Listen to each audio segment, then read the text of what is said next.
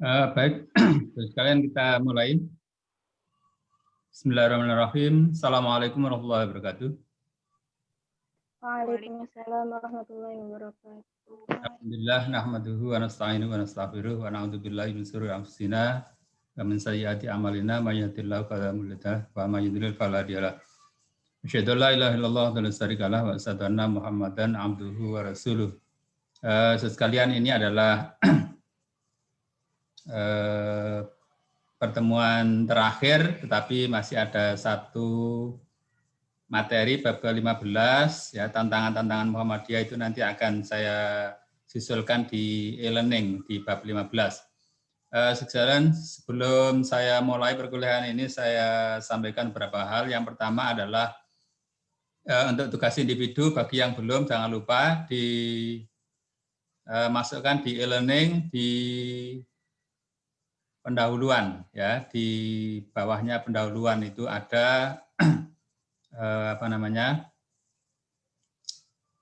file atau kolom untuk memasukkan tugas individu. Kemudian yang kedua, ya, UAS sudah pekan depan kita UAS, dan seperti yang pernah saya katakan, nanti soal-soalnya itu adalah berkisar pada analisis terhadap artikel-artikel hasil penelitian di bab-bab yang telah kita bahas setelah UTS dulu, ya. Dan itu sudah semuanya saya taruh di e-learning, nanti bisa dibaca lagi. Lalu yang ketiga, jangan lupa di masing-masing bab, di masing-masing penanggung jawab, ya, untuk yang menyampaikan presentasi di materi itu, di sana ada forum tanya jawab bagi beberapa yang belum memberikan jawaban di pertanyaan-pertanyaan di masing-masing bagian, silakan dilihat lagi, ya. Nah, itu nanti juga bagian dari penilaian kita di akhir, ya. Jadi penilaian itu ada komponen UTS, UAS, kemudian ada tugas-tugas itu gabungan antara individu dan kelompok. Sekarang, baik, secara ringkas akan saya sampaikan beberapa hal untuk materi pada sore hari yang mendung, mungkin di beberapa tempat ada yang hujan gitu, ya. Peran kebangsaan Muhammadiyah, atau bisa juga di dalam bahasa lainnya itu adalah disebut dengan peran politik Muhammadiyah. Nah, sebagaimana yang sudah kita bicarakan di beberapa bab yang lalu, bahwa di Muhammadiyah itu ada beberapa aspek yang perlu kita uraikan, yang dulu-dulu sudah kita bahas tentang pendidikan, tentang keagamaan, tentang ekonomi, tentang pemberdayaan perempuan, dan sebagainya. Maka sekarang kita bahas tentang peran kebangsaan Muhammadiyah, atau dalam bahasa lainnya itu adalah peran politik Muhammadiyah. Yang pertama, bahwa kita membicarakan tentang Muhammadiyah kaitannya dengan politik itu paling tidak ada 3 alasan. Yang pertama itu adalah adanya tanggung jawab historis, ya, bahwa kita perlu mengetahui Muhammadiyah itu adalah merupakan salah satu dari organisasi awal yang berada di Indonesia itu, sehingga kemudian menjadi memiliki tanggung jawab, ya, tanggung jawab kemasyarakatan. Bagaimana kalau kita itu hidup di satu keluarga, anak tertua biasanya memiliki satu tanggung jawab terhadap keluarganya. Demikian juga maka Muhammadiyah juga memiliki tanggung jawab terhadap masyarakat Indonesia secara umum.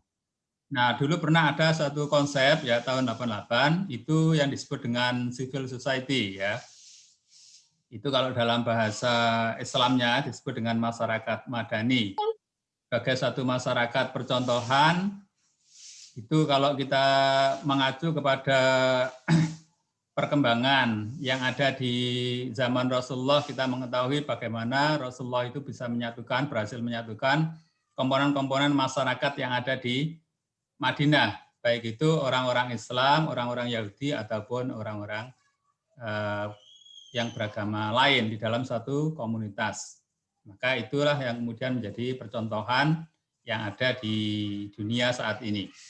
Alasan yang kedua itu adalah Muhammadiyah sebagai reformis keagamaan. Sebagaimana kita ketahui, salah satu dari yang dicanangkan oleh Muhammadiyah itu adalah mengembalikan agama Islam sebagaimana yang diajarkan oleh Rasulullah, terutama pada aspek tauhid. Dan itu sebetulnya kalau kita merunut ke belakang, itu adalah dari ajaran Nabi Ibrahim dengan istilah yang disebut dengan Hanifah Muslimah, yaitu suatu ajaran yang mengajarkan ketauhidan, atau dalam bahasa baratnya itu adalah monoteisme.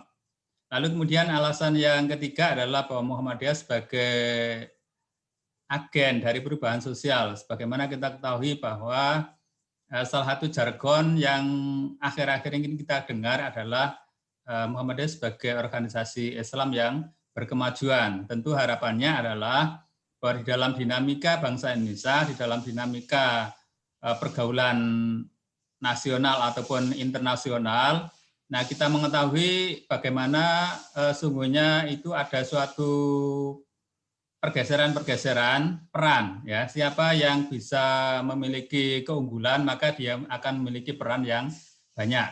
Jadi pelaku dari perubahan sosial tentu adalah komponen-komponen masyarakat yang memang telah memiliki keunggulan-keunggulan. Nah di sini kita mengetahui bagaimana keunggulan-keunggulan itu dimiliki oleh komponen-komponen masyarakat Indonesia, dan disitulah maka kemudian kewajiban bagi Muhammadiyah untuk bisa memberikan fasilitas, memberikan pelayanan di dalam usaha untuk memajukan masyarakat Indonesia. Nah, kemudian yang kedua adalah tentang politik. Ada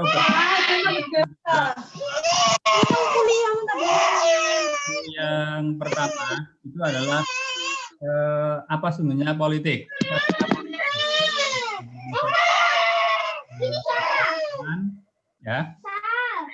Bisa juga yang namanya politik itu dikaitkan dengan urusan-urusan yang namanya politik itu dikaitkan dengan power atau kekuatan. Kemudian yang kedua, bahwa yang namanya politik itu sesungguhnya adalah setiap manusia itu tentu berpartisipasi di dalam politik, karena politik adalah kehidupan yang menunjukkan hubungan di antara manusia. Dan di sana termasuk juga ada struktur politik, dan struktur politik ini bermacam-macam. Kalau Indonesia kita mengetahui salah satu diantaranya adalah mengadopsi trias politika, yaitu ada unsur kekuasaan, ada unsur penguasa, kemudian ada unsur legislatif, ada unsur yudikatif, Tetapi tidak sama dengan trias politika pada awal-awal di Barat, yang dulu itu adalah salah satu dengan yang lain itu tidak berkaitan. Tapi kalau Indonesia itu antara tiga kekuatan itu saling berhubungan, eksekutif, legislatif, dan yudikatif. Lalu yang ketiga adalah bahwa politik itu sungguhnya tujuannya apa? Tujuannya adalah untuk kehidupan masyarakat.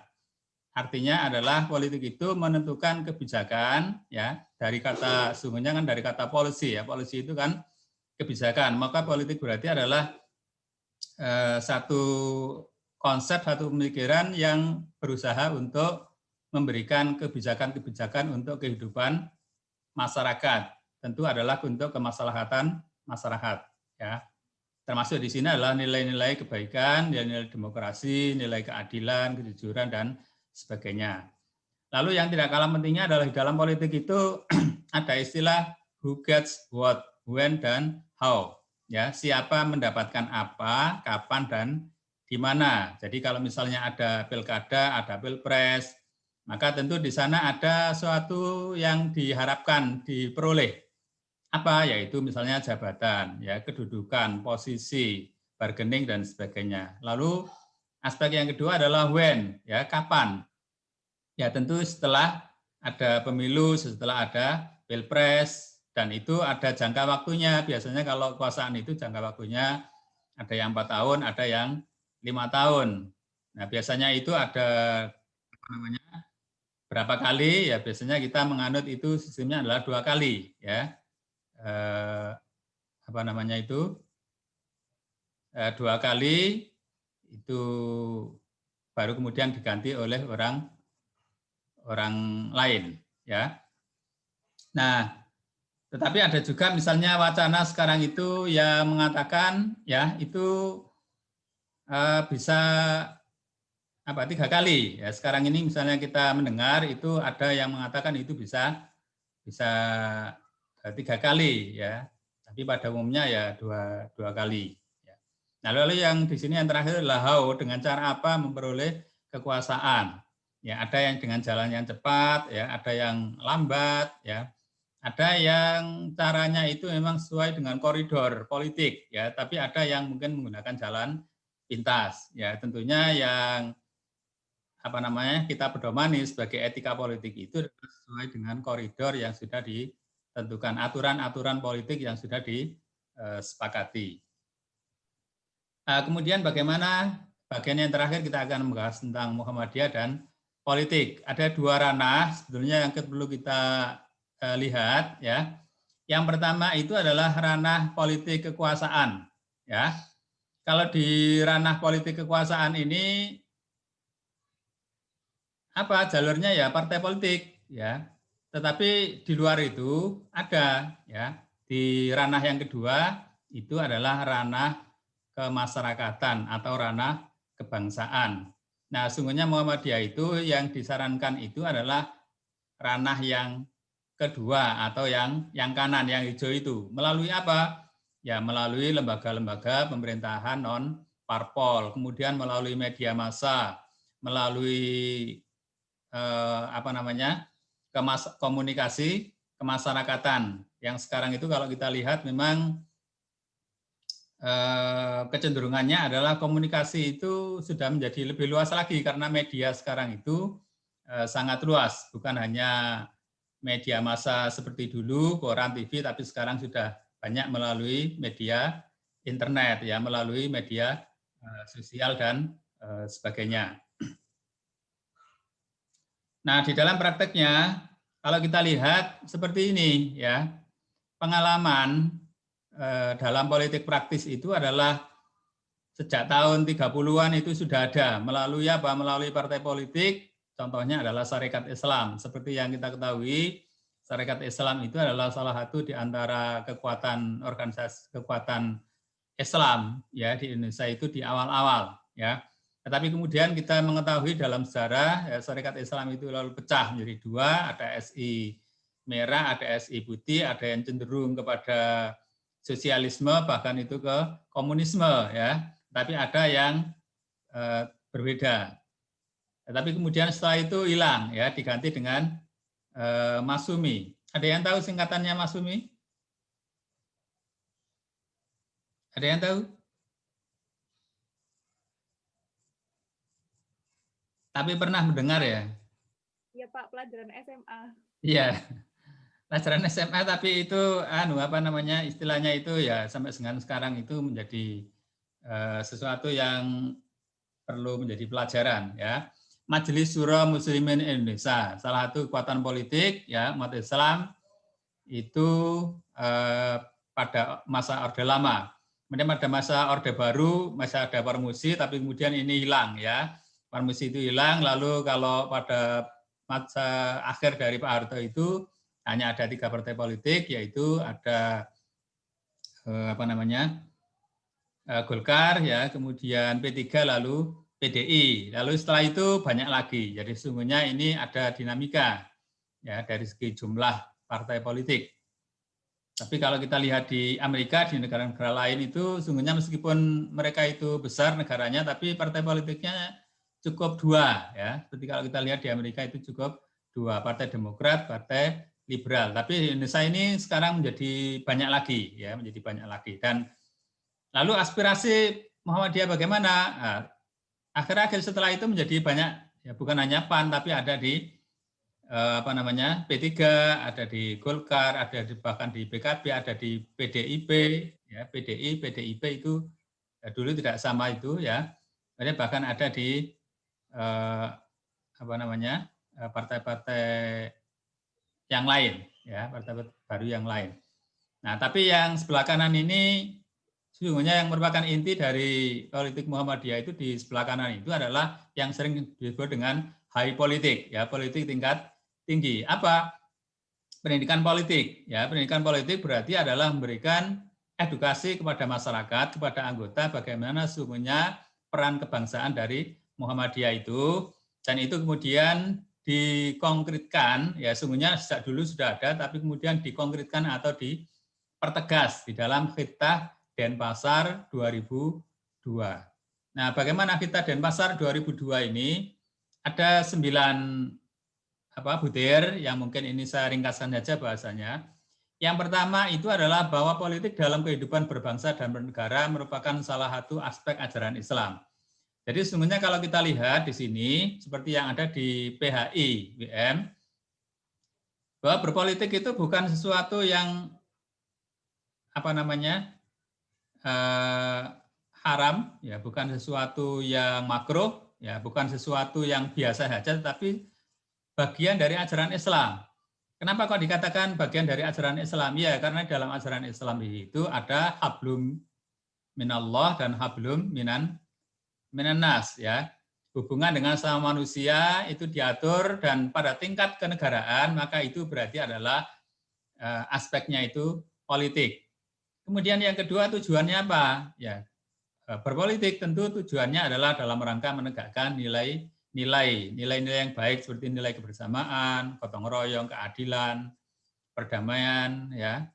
Ya, itu kalau kita lihat beberapa perkuliahan yang lalu ada yang diistilahkan dengan baldatun thayyibatun warabun ghafur, dalam arti bahwa konteks suatu negara bukan hanya baik dalam arti menurut masyarakat atau menurut bangsa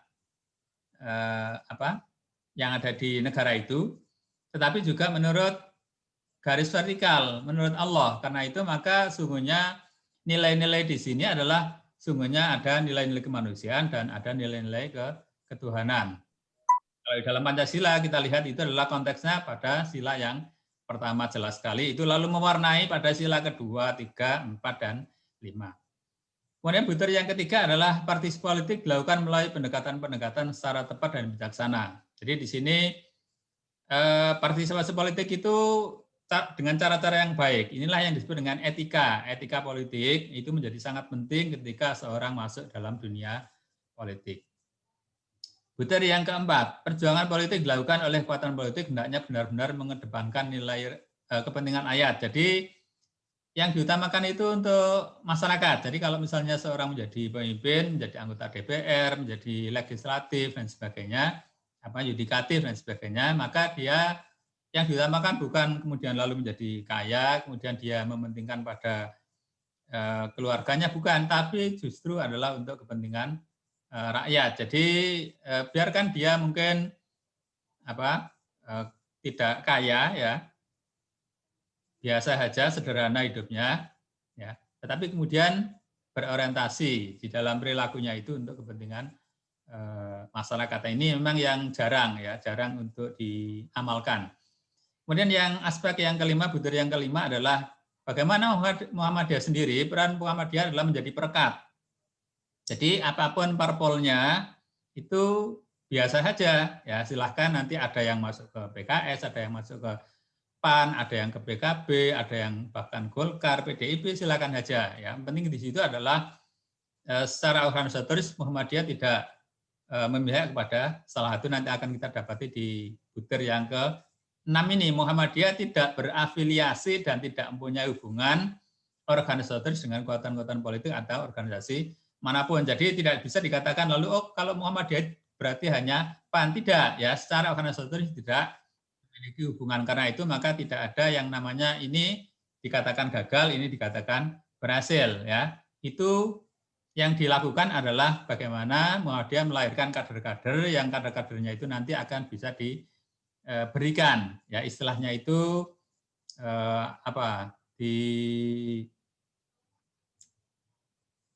disedekahkan begitu ya, disedekahkan ya kadernya itu kepada organisasi politik atau partai politik yang lain. Butir yang ketujuh. Nah, tadi kita katakan tidak mempunyai hubungan organisatoris, tapi bukan berarti lalu lepas ya. Nah, setiap orang yang berada di Muhammadiyah itu ya tentu punya hak, dan punya hak itu adalah dia bebas ya, bebas memilih. Tetapi apakah bebas memilih? Tidak ya, bebas memilih ini harus bertanggung jawab. Pertanggungjawabannya seperti apa? Pertanggungjawabannya harus menunjukkan bahwa dia sudah berpikir secara rasional dan kritis. Misalnya kenapa dia memilih pemimpin ini, kenapa dia mendukung ini, itu ada alasan yang alasannya itu adalah rasional kritis sejalan dengan misi, dan misi dari Muhammadiyah itu adalah untuk kepentingan agama, untuk kepentingan masyarakat, dan tentu saja adalah dalam rangka ibadah ya, sesuai dengan tujuan dari kehidupan itu sendiri adalah wa ma khalaqul jinna wal insa illa ya budun. Tentu orientasinya ke sana, bukan untuk yang jangka pendek.